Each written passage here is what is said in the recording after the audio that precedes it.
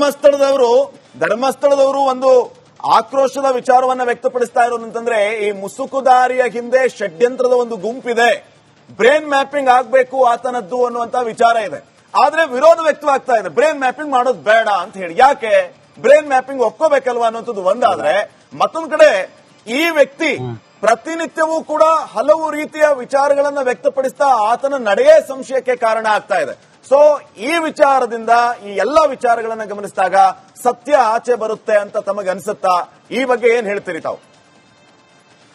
ನೋಡಿ, ಇಲ್ಲಿ ಪೂರ್ವಾಗ್ರಹ ಪೀಡಿತರಾಗಬಾರದು ಮಾತಾಡ್ತಾರೆ, ಆಯ್ತಾ? SIT ಅವರಿಗೆ ತನಿಖೆ ಮಾಡೋದಕ್ಕೆ ನೀವ್ ಯಾಕೆ ವಿರೋಧಿಸ್ತೀರಿ ಅಂತಾರೆ.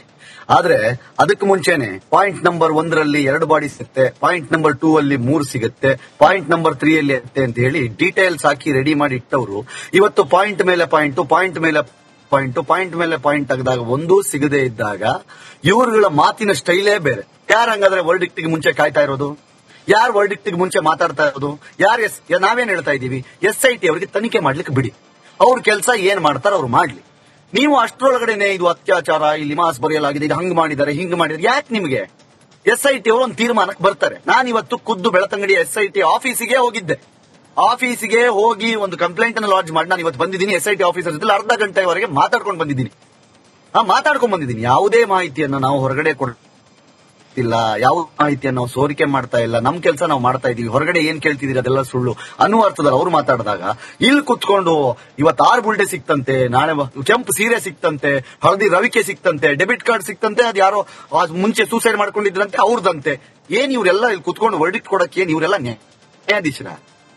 ಅವ್ರಿಗೆ ಇಷ್ಟ ಬಂದಾಗ ಮಾತಾಡೋದು, ಇಷ್ಟ ಬಂದಾಗ ಹೇಳೋದು, ಆಮೇಲೆ ಹೇಳೋದು SIT ತನಿಖೆಗೆ ಇವರು ಅಡ್ಡಿಪಡಿಸ್ತಾ ಇದ್ದಾರೆ. ಯಾರು ಅಡ್ಡಿಪಡಿಸ್ತಾ ಇದ್ದಾರೆ? ಯಾರು ಅಡ್ಡಿಪಡಿಸ್ತಾ ಇದ್ದಾರೆ ಇವ್ರಿಗೆ? SIT ಅವರು ತನಿಖೆ ಮಾಡ್ಲಿ ಅಂತ ಹೇಳ್ತಾ ಇರೋದು. ನೀವು ಹೇಗೆ ಹೇಳ್ತೀರಿ ತೀರ್ಪು ವರದಿ ಬರೋಕ್ಕಿಂತ ಮುಂಚೆ ಅಂತ? ನಾನು ಹೇಳ್ತಾ ಇಲ್ಲ. ನಾನು ನಿನ್ನೆನೂ ಕೂಡ ಇದನ್ನೇ ಸ್ಪಷ್ಟಪಡಿಸಿರೋದು. ನಾನಲ್ಲಿ ಆ ತರ ಸಿಗ್ತಾ ಇದೆ, ಈ ತರ ಸಿಗ್ತಾ ಇದೆ ಅಂತ SITನವ್ರು ಹೇಳಿಲ್ಲ, ಮಾಧ್ಯಮ ಪ್ರಕಟಣೆ ಕೊಟ್ಟಿಲ್ಲ. ತನಿಖೆ ಇದೇ ರೀತಿ ಆಗ್ತಾ ಇದೆ ಅಂತ ಯಾರು ಬಂದ್ಬಿಟ್ಟು ತನಿಖೆಯ ಪ್ರಗತಿಯ ಬಗ್ಗೆ ಯಾರ ಮುಂದೆನೂ ಮಾತಾಡಿಲ್ಲ. ಇದನ್ನ ನೀವೇ ಊಹೆ ಮಾಡ್ಕೊಳ್ಳೋದು. ಅಲ್ಲಿ ವಸಂತ್ ಗಿಳಿಯಾರು ಈಗ ನೀವ್ ಹೇಳಿದ್ರಲ್ಲ, ಇದ್ರ ಹಿಂದೆ ಯಾರೋ ಇರ್ಬೋದಾ, ಅವನ ಹಿಂದೆ ಯಾರೋ ಷಡ್ಯಂತ್ರ ಮಾಡ್ತಾ ಇರ್ಬೋದಾ? ನಿಮ್ಗೇನ್ ಮಾಹಿತಿ ಸಿಕ್ತು? ಆತರದ ಈಗ ಕೀರ್ತಿ ಒಂದ್ ನಿಮಿಷ ಮುಗಿಸ್ಬಿಡ್ತೀನಿ. ಈಗ ಕೀರ್ತಿ ಹೇಳಿದ್ರಲ್ಲ, ಕೀರ್ತಿ ಅಲ್ಲಿ ಯಾವ್ದೋ ಇದು ಸಿಕ್ತು, ಅದ್ ಸಿಕ್ತು, ಇದ್ರಲ್ಲಿ ಏನೋ ಡೈರಿ ಸಿಕ್ತು, ಸೀರೆ ಸಿಕ್ತು, ಅದು ತಪ್ಪು. ಯಾರು ಹೇಳಿದ್ರು ಸೀರೆ ಸಿಕ್ತು? ನಮಗ್ ಗೊತ್ತಿದ್ಯಾ? ನಿಮಗ್ ಗೊತ್ತಿದ್ಯಾ? ಇಲ್ಲ ಮಾಧ್ಯಮದವ್ರಿಗೆ ಕೊಟ್ಟಿದ್ದಾರಾ?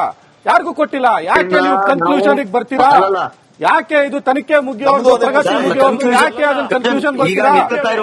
ಎಲ್ಲಿ ಆಗಿತ್ತಾ ಇದ್ದಾರೆ, ಏನ್ ಮಾಡ್ತಾ ಇದ್ದಾರೆ, ಅವನು ಏನ್ ಹೇಳ್ತಾ ಇದ್ದಾನೆ, ಇನ್ನೊಂದು ಪರೀಕ್ಷೆ. ಈಗ ನಾಗರಾಜ್ ಸರ್ ಹೇಳಿದ್ರಲ್ಲ, ಇರ್ರಿ ಒಂದ್ ನಿಮಿಷ ಕೀರ್ತಿ ಅವರೇ, ಈಗ ನಾಗರಾಜ್ ಸರ್ ಹೇಳಿದ್ರಲ್ಲ, ಸೊ ಆತ ಹೇಳಿದಾನೆ ಆತನಿಗೆ ಯಾರು ಅಲ್ಲಿ ಎಣ ಊಟ ಹಾಕು ಅಂತ ಹೇಳಿದ್ರು.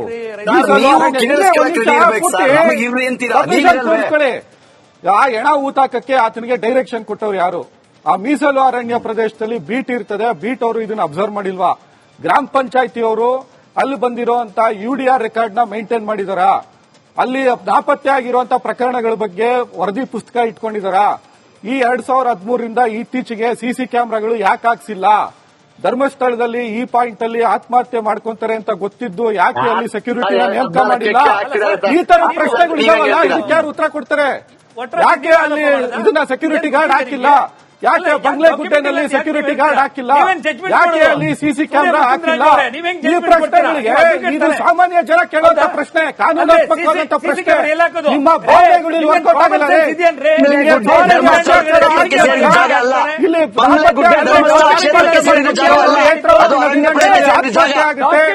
ಯಾಕೆ ನೀವಲ್ಲಿ ಈಜುಗಾರನ್ನು ಇಟ್ಟಿಲ್ಲ? ಯಾಕೆ ಅಲ್ಲಿ ಆತ್ಮಹತ್ಯೆ ಮಾಡ್ಕೊಳ್ತಾರೆ ಅಂತ ಗೊತ್ತಿದ್ದು ಯಾಕೆ ನೀವು CC ಕ್ಯಾಮೆರಾ ಹಾಕಿಲ್ಲ? ಈ ಪ್ರಶ್ನೆ ವಸಂತ ಗಿಳಿಯಾರ್ ಮತ್ತೆ ಕಿರಿಕೀರ್ತಿ ಇಬ್ರು ಕೇಳಿಸ್ಕೊಂಡಿದ್ದೀರಿ. ನಿಮ್ಮಿಂದ ಈ ಸೂರ್ಯ ಮುಕುಂದರಾಜ್ ಅವರ ಪ್ರಶ್ನೆಗೆ ಉತ್ತರ ಪಡಿತೀನಿ. ಚಿಕ್ಕ ಬ್ರೇಕ್ ಆದ್ಮೇಲೆ ವಾಪಸ್ ಬರ್ತೀನಿ. ಧರ್ಮಸ್ಥಳದವರು ಒಂದು ಆಕ್ರೋಶದ ವಿಚಾರವನ್ನ ವ್ಯಕ್ತಪಡಿಸ್ತಾ ಇರೋದಂತಂದ್ರೆ ಈ ಮುಸುಕುದಾರಿಯ ಹಿಂದೆ ಷಡ್ಯಂತ್ರದ ಒಂದು ಗುಂಪಿದೆ, ಬ್ರೇನ್ ಮ್ಯಾಪಿಂಗ್ ಆಗ್ಬೇಕು ಆತನದ್ದು ಅನ್ನುವಂತ ವಿಚಾರ ಇದೆ. ಆದ್ರೆ ವಿರೋಧ ವ್ಯಕ್ತವಾಗ್ತಾ ಇದೆ, ಬ್ರೇನ್ ಮ್ಯಾಪಿಂಗ್ ಮಾಡೋದು ಬೇಡ ಅಂತ ಹೇಳಿ. ಯಾಕೆ ಬ್ರೇನ್ ಮ್ಯಾಪಿಂಗ್ ಒಪ್ಕೋಬೇಕಲ್ವಾ ಅನ್ನೋದು ಒಂದಾದ್ರೆ, ಮತ್ತೊಂದ್ ಕಡೆ ಈ ವ್ಯಕ್ತಿ ಪ್ರತಿನಿತ್ಯವೂ ಕೂಡ ಹಲವು ರೀತಿಯ ವಿಚಾರಗಳನ್ನ ವ್ಯಕ್ತಪಡಿಸ್ತಾ ಆತನ ನಡೆಯೇ ಸಂಶಯಕ್ಕೆ ಕಾರಣ ಆಗ್ತಾ ಇದೆ. ಸೊ ಈ ವಿಚಾರದಿಂದ ಈ ಎಲ್ಲ ವಿಚಾರಗಳನ್ನ ಗಮನಿಸಿದಾಗ ಸತ್ಯ ಆಚೆ ಬರುತ್ತೆ ಅಂತ ತಮಗೆ ಅನ್ಸುತ್ತಾ? ಈ ಬಗ್ಗೆ ಏನ್ ಹೇಳ್ತೀರಿ ತಾವು? ನೋಡಿ, ಇಲ್ಲಿ ಪೂರ್ವಾಗ್ರಹ ಪೀಡಿತರಾಗಬಾರದು ಮಾತಾಡ್ತಾರೆ, ಆಯ್ತಾ? SIT ಅವರಿಗೆ ತನಿಖೆ ಮಾಡೋದಕ್ಕೆ ನೀವ್ ಯಾಕೆ ವಿರೋಧಿಸ್ತೀರಿ ಅಂತಾರೆ. ಆದ್ರೆ ಅದಕ್ಕೆ ಮುಂಚೆನೆ ಪಾಯಿಂಟ್ ನಂಬರ್ 1ರಲ್ಲಿ 2 ಬಾಡಿ ಸಿಗುತ್ತೆ, ಪಾಯಿಂಟ್ ನಂಬರ್ 2 ಅಲ್ಲಿ 3 ಸಿಗುತ್ತೆ, ಪಾಯಿಂಟ್ ನಂಬರ್ 3 ಅಲ್ಲಿ ಇರುತ್ತೆ ಅಂತ ಹೇಳಿ ಡೀಟೇಲ್ಸ್ ಹಾಕಿ ರೆಡಿ ಮಾಡಿ ಇಟ್ಟವರು ಇವತ್ತು ಪಾಯಿಂಟ್ ಮೇಲೆ ಪಾಯಿಂಟ್, ಪಾಯಿಂಟ್ ಮೇಲೆ ಪಾಯಿಂಟ್, ಪಾಯಿಂಟ್ ಮೇಲೆ ಪಾಯಿಂಟ್ ತೆಗೆದಾಗ ಒಂದೂ ಸಿಗದೆ ಇದ್ದಾಗ ಇವರುಗಳ ಮಾತಿನ ಸ್ಟೈಲೇ ಬೇರೆ. ಯಾರು ಹಂಗಾದ್ರೆ ವರ್ಡಿಕ್ಟಿಗೆ ಮುಂಚೆ ಕಾಯ್ತಾ ಇರೋದು? ಯಾರು ವರ್ಡಿಕ್ಟಿಗೆ ಮುಂಚೆ ಮಾತಾಡ್ತಾ ಇರೋದು? ನಾವೇನ್ ಹೇಳ್ತಾ ಇದೀವಿ? SIT ಅವರಿಗೆ ತನಿಖೆ ಮಾಡ್ಲಿಕ್ಕೆ ಬಿಡಿ, ಅವ್ರ ಕೆಲಸ ಏನ್ ಮಾಡ್ತಾರ ಅವ್ರು ಮಾಡ್ಲಿ. ನೀವು ಅಷ್ಟರೊಳಗಡೆನೆ ಇದು ಅತ್ಯಾಚಾರ, ಇಲ್ಲಿ ಮಾಸ್ ಬರೆಯಲಾಗಿದೆ, ಇದು ಹಂಗ್ ಮಾಡಿದ್ದಾರೆ, ಹಿಂಗ್ ಮಾಡಿದ್ದಾರೆ, ಯಾಕೆ ನಿಮ್ಗೆ? SIT ಅವರು ಒಂದು ತೀರ್ಮಾನಕ್ಕೆ ಬರ್ತಾರೆ. ನಾನು ಇವತ್ತು ಖುದ್ದು ಬೆಳತಂಗಡಿ SIT ಆಫೀಸಿಗೆ ಹೋಗಿದ್ದೆ. ಆಫೀಸಿಗೆ ಹೋಗಿ ಒಂದು ಕಂಪ್ಲೇಂಟ್ ಅನ್ನು ಲಾಂಚ್ ಮಾಡಿ ನಾನು ಇವತ್ತು ಬಂದಿದ್ದೀನಿ. SIT ಆಫೀಸರ್ ಜೊತೆ ಅರ್ಧ ಗಂಟೆವರೆಗೆ ಮಾತಾಡ್ಕೊಂಡು ಬಂದಿದ್ದೀನಿ. ಯಾವುದೇ ಮಾಹಿತಿಯನ್ನ ನಾವು ಹೊರಗಡೆ ಇಲ್ಲ, ಯಾವ ಮಾಹಿತಿಯನ್ನು ನಾವು ಸೋರಿಕೆ ಮಾಡ್ತಾ ಇಲ್ಲ, ನಮ್ ಕೆಲಸ ನಾವು ಮಾಡ್ತಾ ಇದೀವಿ, ಹೊರಗಡೆ ಏನ್ ಕೇಳ್ತಿದೀರಿ ಅದೆಲ್ಲ ಸುಳ್ಳು ಅನ್ನುವ ಅರ್ಥದಲ್ಲಿ ಅವ್ರು ಮಾತಾಡಿದಾಗ ಇಲ್ಲಿ ಕುತ್ಕೊಂಡು ಇವತ್ತು 6 ಬುಲ್ಡೆ ಸಿಕ್ತಂತೆ, ನಾಳೆ ಕೆಂಪು ಸೀರೆ ಸಿಕ್ತಂತೆ, ಹಳದಿ ರವಿಕೆ ಸಿಕ್ತಂತೆ, ಡೆಬಿಟ್ ಕಾರ್ಡ್ ಸಿಕ್ತಂತೆ, ಅದ್ ಯಾರೋ ಮುಂಚೆ ಸೂಸೈಡ್ ಮಾಡ್ಕೊಂಡಿದ್ರಂತೆ ಅವ್ರದಂತೆ. ಏನ್ ಇವರೆಲ್ಲ ಇಲ್ಲಿ ಕುತ್ಕೊಂಡು ವರ್ಡಿಕ್ಟ್ ಕೊಡಕ್ಕೆ ಏನ್ ಇವರೆಲ್ಲ ನ್ಯಾಯಾಧೀಶರ? ಅವ್ರಿಗೆ ಇಷ್ಟ ಬಂದಾಗ ಮಾತಾಡೋದು, ಇಷ್ಟ ಬಂದಾಗ ಹೇಳೋದು, ಆಮೇಲೆ ಹೇಳೋದು SIT ತನಿಖೆಗೆ ಇವರು ಅಡ್ಡಿಪಡಿಸ್ತಾ ಇದ್ದಾರೆ. ಯಾರು ಅಡ್ಡಿಪಡಿಸ್ತಾ ಇದ್ದಾರೆ? ಇವ್ರಿಗೆ SIT ಅವರು ತನಿಖೆ ಮಾಡ್ಲಿ ಅಂತ ಹೇಳ್ತಾ ಇರೋದು ನಾವು. ನೀವು ಹೇಗೆ ಹೇಳ್ತೀರಿ ತೀರ್ಪು ವರದಿ ಬರೋಕ್ಕಿಂತ ಮುಂಚೆ ಅಂತ? ನಾನು ಹೇಳ್ತಾ ಇಲ್ಲ. ನಾನು ನಿನ್ನೆನೂ ಕೂಡ ಇದನ್ನೇ ಸ್ಪಷ್ಟಪಡಿಸಿರೋದು. ನಾನಲ್ಲಿ ಆ ತರ ಸಿಗ್ತಾ ಇದೆ, ಈ ತರ ಸಿಗ್ತಾ ಇದೆ ಅಂತ SITನವ್ರು ಹೇಳಿಲ್ಲ, ಮಾಧ್ಯಮ ಪ್ರಕಟಣೆ ಕೊಟ್ಟಿಲ್ಲ. ತನಿಖೆ ಇದೇ ರೀತಿ ಆಗ್ತಾ ಇದೆ ಅಂತ ಯಾರು ಬಂದ್ಬಿಟ್ಟು ತನಿಖೆಯ ಪ್ರಗತಿಯ ಬಗ್ಗೆ ಯಾರ ಮುಂದೆನೂ ಮಾತಾಡಿಲ್ಲ. ಇದನ್ನ ನೀವೇ ಊಹೆ ಮಾಡ್ಕೊಳ್ಳೋದು. ಅಲ್ಲಿ ವಸಂತ್ ಗಿಳಿಯಾರು ಈಗ ನೀವ್ ಹೇಳಿದ್ರಲ್ಲ, ಇದ್ರ ಹಿಂದೆ ಯಾರೋ ಇರ್ಬೋದಾ, ಅವನ ಹಿಂದೆ ಯಾರೋ ಷಡ್ಯಂತ್ರ ಮಾಡ್ತಾ ಇರ್ಬೋದಾ? ನಿಮ್ಗೇನ್ ಮಾಹಿತಿ ಸಿಕ್ತು? ಒಂದ್ ನಿಮಿಷ. ಆ ತರದ ಈಗ ಕೀರ್ತಿ ಒಂದ್ ನಿಮಿಷ ಮುಗಿಸ್ಬಿಡ್ತೀನಿ. ಈಗ ಕೀರ್ತಿ ಹೇಳಿದ್ರಲ್ಲ, ಕೀರ್ತಿ ಅಲ್ಲಿ ಯಾವ್ದೋ ಇದ್ ಸಿಕ್ತು, ಅದ್ ಸಿಕ್ತು, ಇದ್ರಲ್ಲಿ ಏನೋ ಡೈರಿ ಸಿಕ್ತು, ಸೀರೆ ಸಿಕ್ತು, ಅದು ತಪ್ಪು. ಯಾರು ಹೇಳಿದ್ರು ಸೀರೆ ಸಿಕ್ತು? ನಮಗ್ ಗೊತ್ತಿದ್ಯಾ? ನಿಮಗ್ ಗೊತ್ತಿದ್ಯಾ? ಇಲ್ಲ ಮಾಧ್ಯಮದವ್ರಿಗೆ ವರದಿ ಕೊಟ್ಟಿದ್ದಾರಾ? ಯಾರಿಗೂ ಕೊಟ್ಟಿಲ್ಲ. ಯಾಕೆ ನೀವು ಕನ್ಕ್ಲೂಷನ್ ಬರ್ತೀರಾ? ಯಾಕೆ ಇದು ತನಿಖೆ ಮುಗಿಯೋದು, ಪ್ರಗತಿ ಮುಗಿಯೋದು, ಯಾಕೆ ಅದನ್ನ ಕನ್ಕ್ಲೂಷನ್ ಬರ್ತೀರಾ? ಎಲ್ಲಿ ಆಗಿತ್ತಾ ಇದ್ದಾರೆ, ಏನ್ ಮಾಡ್ತಾ ಇದ್ದಾರೆ, ಅವನು ಏನ್ ಹೇಳ್ತಾ ಇದ್ದಾನೆ, ಪರೀಕ್ಷೆ, ಇನ್ನೊಂದು ಪರೀಕ್ಷೆ. ಈಗ ನಾಗರಾಜ್ ಸರ್ ಹೇಳಿದ್ರಲ್ಲ, ಇರ್ರಿ ಒಂದ್ ನಿಮಿಷ ಕೀರ್ತಿ ಅವ್ರೆ, ಈಗ ನಾಗರಾಜ್ ಸರ್ ಹೇಳಿದ್ರಲ್ಲ, ಸೊ ಆತ ಹೇಳಿದಾನೆ, ಆತನಿಗೆ ಯಾರು ಅಲ್ಲಿ ಎಣ ಊತಾಕು ಅಂತ ಹೇಳಿದ್ರು.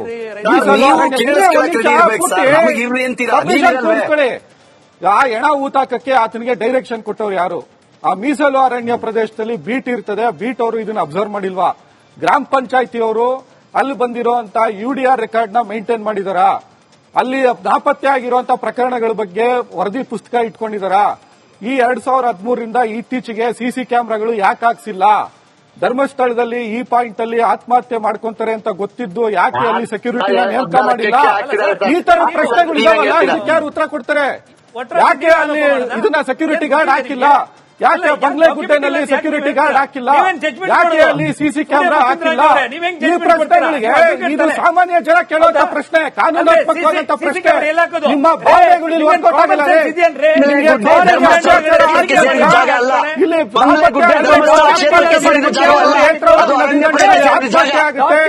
ಯಾಕೆ ನೀವಲ್ಲಿ ಈಜುಗಾರರು ಇಟ್ಟಿಲ್ಲ?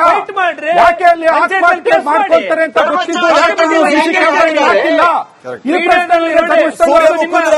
ಪ್ರಶ್ನೆ ವಸಂತ ಗಿಳಿಯಾರ್ ಮತ್ತೆ ಕಿರಿಕೀರ್ತಿ ಇಬ್ರು ಕೇಳಿಸ್ಕೊಂಡಿದ್ದೀರಿ. ನಿಮ್ಮಿಂದ ಈ ಸೂರ್ಯ ಮುಕುಂದರಾಜ್ ಅವರ ಪ್ರಶ್ನೆಗೆ ಉತ್ತರ ಪಡಿತೀನಿ. ಚಿಕ್ಕ ಬ್ರೇಕ್ ಆದ್ಮೇಲೆ ವಾಪಸ್ ಬರ್ತೀನಿ.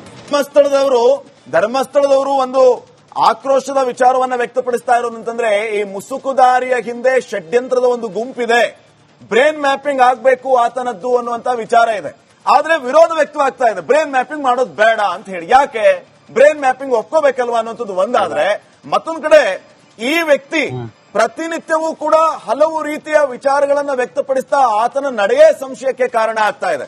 ಸೊ ಈ ವಿಚಾರದಿಂದ ಈ ಎಲ್ಲಾ ವಿಚಾರಗಳನ್ನ ಗಮನಿಸಿದಾಗ ಸತ್ಯ ಆಚೆ ಬರುತ್ತೆ ಅಂತ ತಮಗೆ ಅನ್ಸುತ್ತಾ? ಈ ಬಗ್ಗೆ ಏನ್ ಹೇಳ್ತೀರಿ ತಾವು? ನೋಡಿ, ಇಲ್ಲಿ ಪೂರ್ವಾಗ್ರಹ ಪೀಡಿತ ಆಗಬಾರದು ಮಾತಾಡ್ತಾರೆ. ಆಯ್ತಾ, SIT ಅವರಿಗೆ ತನಿಖೆ ಮಾಡೋದಕ್ಕೆ ನೀವ್ ಯಾಕೆ ವಿರೋಧಿಸ್ತೀರಿ?